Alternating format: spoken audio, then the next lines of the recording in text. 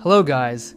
After I posted the video with the unanswered questions from the ending of Squid Game, many of you asked in the comments about the others we never got answers to. Like for example, why in the hide and seek game could the exit door be locked again, even though the guard said once a door is unlocked, it cannot be locked again? There were many more questions along these lines. So in this video, I've gone through the most popular questions asked in the comments, and I'll try to answer them to the best of my ability.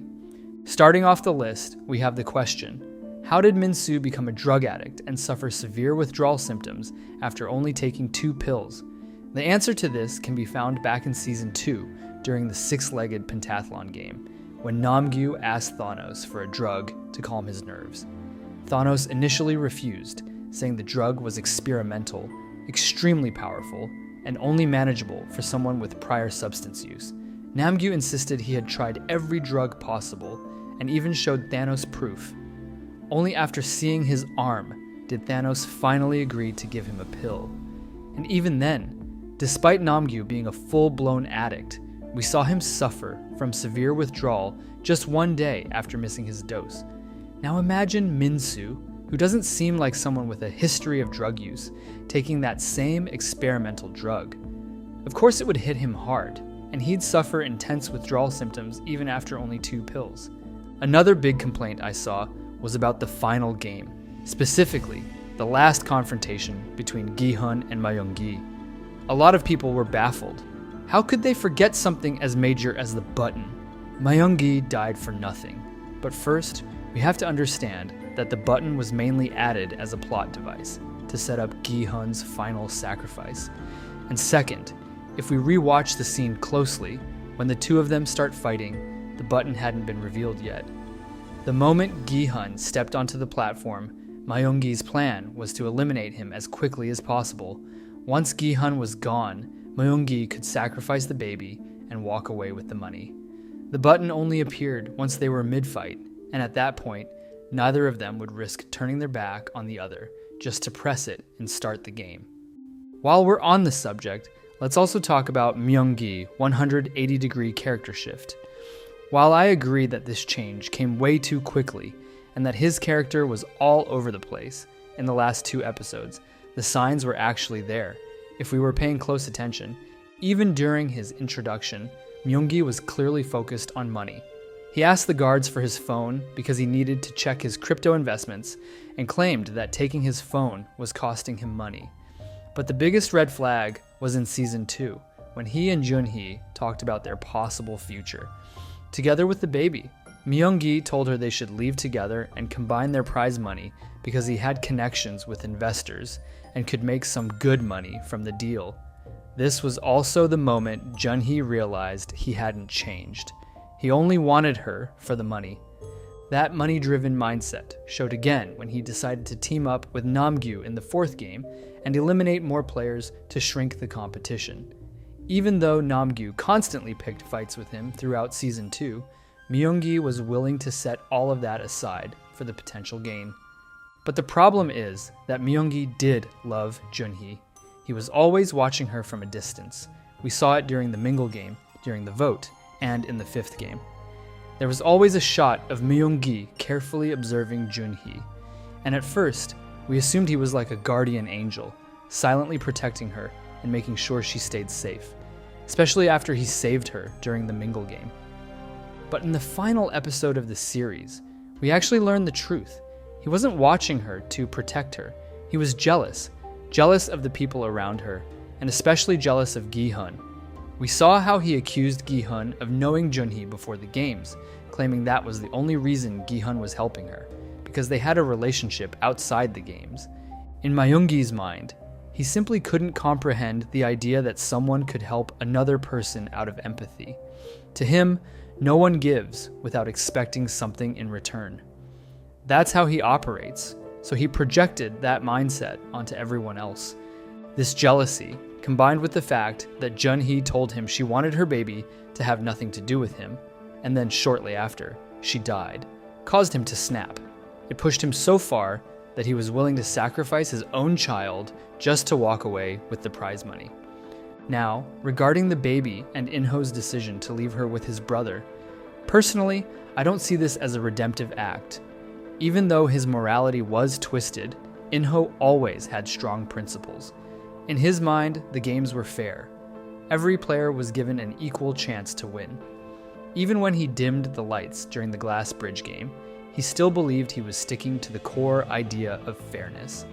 That's why I think his choice to leave the baby with his brother wasn't redemption, it was consistency with his personal sense of justice. To In-ho, the baby was a pure soul. She hadn't made any choices. Every player in the games had gotten there through their own decisions. They chose to play. They chose to stay. But the baby had no say in any of it. She was stripped of that choice from the start. So In-ho placed her in an environment where she could grow up and make her own decisions, free from the consequences of others' mistakes. As I said, the players were there because of the choices they made. But the baby didn't choose anything. She didn't deserve that fate. So in his twisted moral logic, In-ho believed she deserved a real chance, a proper life. And that's what he tried to give her. Now for one of the biggest questions many of you have been asking, why didn't the exit door during the hide-and-seek game stay unlocked? Here's my take on it. The guard told the blue players, "You have been given keys to doors in the arena. You can use those keys to go through the doors, but once a door is unlocked, it cannot be relocked." This rule was likely created to prevent blue players from barricading themselves in a room and just waiting out the timer. The guards also said the keys were for opening doors in the arena, and the exit door doesn't really count as a door within the arena. It's a door that takes you out of the game entirely. That's why it might be excluded from the rule. Also, if you listen carefully to how the guard phrased it, it sounds like the rule applies to the doors that each player opens individually. But the exit door can't be opened by a single player. It requires all three types of keys. That means it must be opened as a team, not individually. So it doesn't fall under the same rule. Another possible explanation is that the guard was only referring to the green doors in the maze and not the doors inside the themed rooms. He said the keys would help players navigate the arena, and in the corridors, the only visible doors are the green ones. So maybe the rule didn't apply to themed room doors or to the exit. No matter what the true explanation is, in my opinion, the blue team was at a major disadvantage here. This was the classic Squid Game twist. They claimed the game was fair for both parties, but they left out crucial information before it began. For example, they never mentioned that there were actually three types of keys, each unlocking a different kind of door. And they didn't explain that even if you reached the exit, you wouldn't survive unless you had all three types of keys to open it. The guards purposely withheld this information, and in doing so, made the game unfair. Giving the blue players different keys is basically the equivalent of giving the red players wooden knives. Sure, they can still be used, but it takes a lot more effort to do the job. Ultimately, this is just another example of how fairness and the game's so-called rules don't actually mean anything. The games are nothing more than entertainment for the VIPs. Now for the final question, which has sparked a lot of debate, why didn't Gi-hun invoke clause number 3 from the consent form, the same way he did back in Season 1? This question can be answered in a million different ways, and most of those answers would still be fair to Gi-hun. But even if he had tried to invoke the clause, it wouldn't have worked. And here's why. Clause number 3 states, "The game may be terminated upon a majority vote." The main difference between Season 1 and Season 2 is how voting was handled. In Season 2, a vote took place before every game to determine if the players wanted to continue or end the games. In contrast, in Season 1, a vote only happened if someone explicitly requested it. That's why, in the Season 1 finale, the guard stopped the games when Gi-hun invoked clause number 3, because no vote had taken place yet, and they were obligated to honor the clause at that point.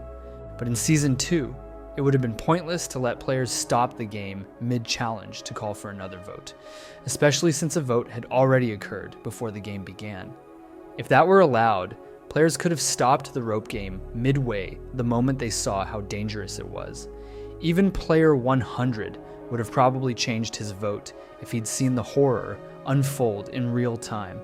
Just look at the fear on his face. This change in voting format was clearly meant to render clause number 3 irrelevant, because the vote already happens before each game. So technically, the clause still exists, but its use during a game is no longer valid. You're also right to point out that the clause doesn't clarify when or how often it can be invoked. But even if Gi-hun had invoked it mid-game and the guards allowed it, the outcome wouldn't change, because he didn't have the majority. Clause number 3 requires a majority vote, which means 50% plus 1. For example, if 200 players were left, the majority would be 101 votes. In the final game, only 2 players remained, Gi-hun and the baby. If Gi-hun voted X to stop the game and the baby abstained, that's not a majority. Abstention still counts as a form of participation, so Gi-hun would only have 50%, not enough to trigger clause number 3. Compare this to Season 1. If Sang-woo had voted to stop the game, that would have been a unanimous 2-0 vote. But here, it would be 1 vote to stop, and 1 abstention, no majority. The game would continue using the result of the previous vote where the players agreed to proceed. And let's not forget, just as the VIP twisted the rules to make the baby a player, they could easily manipulate things again. In the case of a non-vote, they might automatically count it as an O, resulting in a tie. Gi-hun also couldn't simply refuse to play the game by claiming the rules were being violated. Clause number 1 clearly states, a player is not allowed to stop playing. Clause number 2 adds, a player who refuses to play will be eliminated. And I have a feeling the order of the clauses might represent their priority, meaning clause number 1 overrides clause number 3. So in the end, even if Gi-hun had invoked clause number 3, it wouldn't have made a difference. Maybe it could have worked if he had done it while Myung-gi was still alive. Then the 2 of them could have voted X, forming a majority, and legally ending the game. But once it was just Gi-hun and the baby, he no longer had the numbers. So those are the most frequently asked questions I saw in the comments. I hope I cleared up some of your confusion. If you have any other questions, feel free to drop them in the comments, and I'll do my best to answer them all.